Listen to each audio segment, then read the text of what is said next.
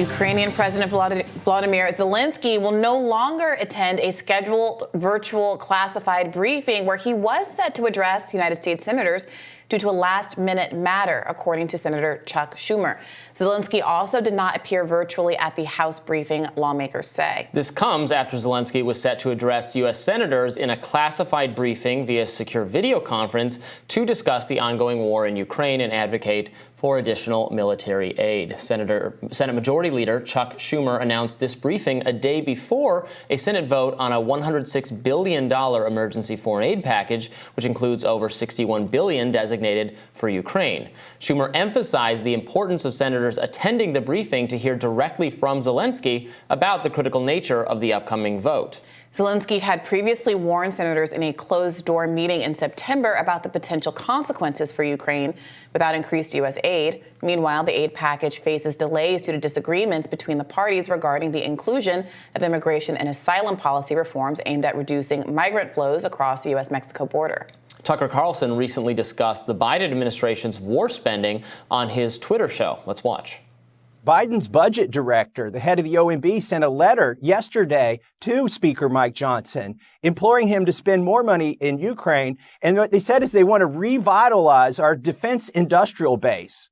That's the new acronym, DIB, for the MIC, the Military Industrial Complex. And they sent a list of states that would get money when we spend, money on deadly munitions, because they have to be manufactured in Alabama or Ohio or Texas.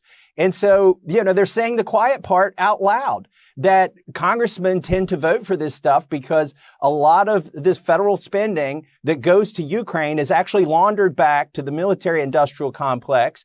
And in some ways, not very efficiently, but in some ways, it enriches people in their districts and the stockholders, some of whom are congressmen. That's also grotesque, but it's also straightforward. People are getting rich, so let's do it. Okay, that's an argument. It's an immoral argument, but it is one. But that's not the argument they're making in public. They're saying we have a moral obligation. You're a bad person. You just heard the National Security Advisor say that you're a bad person if you're against this. But no one ever mentions that we have abetted the killing of an entire generation of Ukrainian men that will not be replaced. Tucker Carlson wrote on X, how could Washington possibly send tens of billions more to sleazy oligarchs in Ukraine now that the whole enterprise has been revealed as a fruitless, corrupt, and incredibly destructive disaster?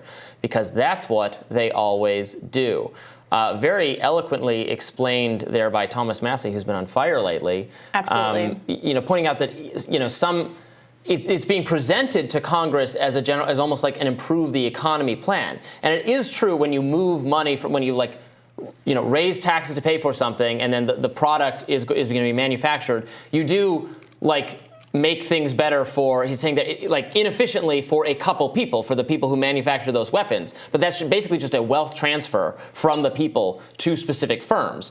And I guess you could say that's a positive side effect if the spending in question is really necessary or really important. But of course, what we're calling to attention here is that it doesn't feel very necessary, doesn't feel likely to work. Ukraine is in the position it's in. Everyone is starting to gradually acknowledge that this is not a winnable war. It's at a stalemate, but Russia occupies the territory in question. It occupies the territory that it meant to wrench out of Ukrainian control. I don't think this is ideal. I don't think in an ideal world, Vladimir Putin's government is great or should exist, but I can't snap my fingers and make the world magically suddenly conform to our unrealistic expectations. We have to deal with it as it is. And as it is, it does not seem like Ukraine can possibly win this war. It seems, in fact, that our U.S. intelligence knew with relative certainty that they would not be winning this war from the get-go, from the beginning. And we've been getting more reporting about that recently. We covered this about a week or so ago, that a top Ukrainian official and now also Germany's former leader have admitted that Russia wanted to sign this peace deal with Ukraine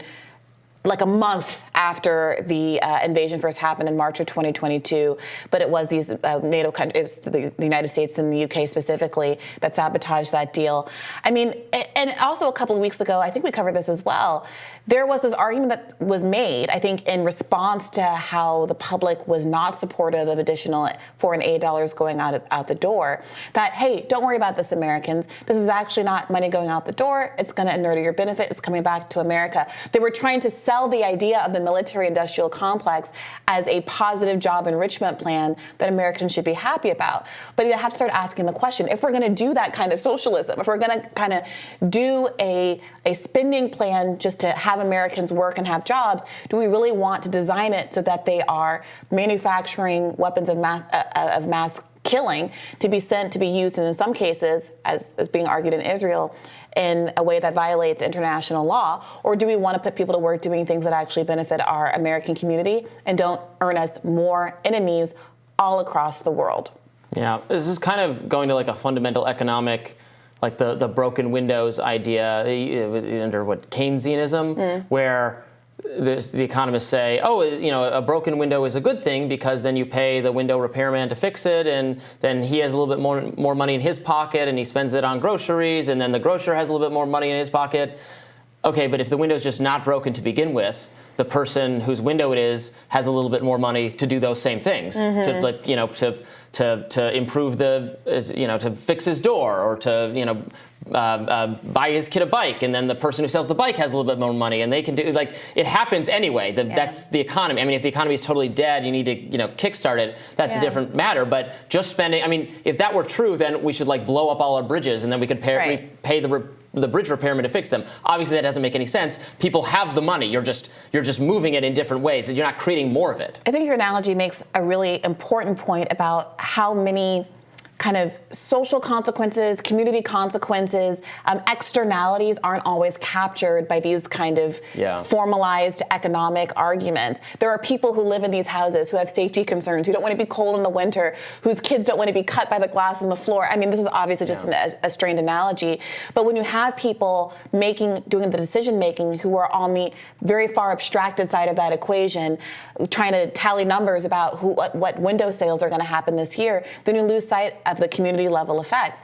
And I also want to say that Massey's point about corporate corruption and corruption in Congress shouldn't be passed over. The number of Congress members who personally benefit from defense stocks, the fact that the media breathlessly reported on the rise in stock value among people who own defense contractor stock as soon as both the Ukraine-Russia war broke out and the escalation in Israel-Palestine broke out.